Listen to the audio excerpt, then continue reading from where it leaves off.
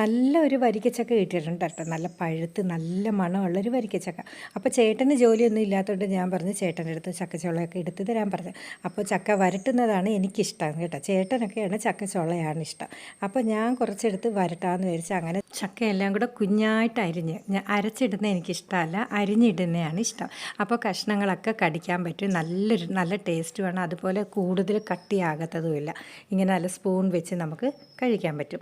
അപ്പോൾ ശർക്കര, ചക്ക അരിഞ്ഞത്, പിന്നെ നമ്മുടെ നെയ്യാണ് ഏറ്റവും കൂടുതൽ ഇട്ടത്. നെയ്യ്, ഏലക്കാപ്പൊടി, പിന്നെ ചുക്കുപൊടി എല്ലാം കൂടി ഇട്ട് നല്ല ചക്ക വരട്ടി. അപ്പോഴത്തേക്കാണ് പിള്ളേർക്ക് 3 പേർക്കും കൂടെ ഇലയപ്പം വേണമെന്ന് പറഞ്ഞു. അങ്ങനെ ഓടിപ്പോയി വട്ടയില എടുത്തുകൊണ്ട് വന്നിട്ട് നെയ്യൊക്കെ അങ്ങോട്ട് പെരട്ടി നമ്മൾ ഇടിയപ്പത്തിൻ്റെ കുഴയ്ക്കുന്ന പോലെ മാവ് കുഴച്ച് തിളച്ച വെള്ളത്തിൽ കുഴച്ചിട്ട് പിന്നെ നമ്മുടെ ഈ ചക്ക വരട്ടിയും കൂടെ എടുത്ത് വെച്ച് നല്ലൊരു വട്ടയില അപ്പവും കൂടെ ചെയ്തു.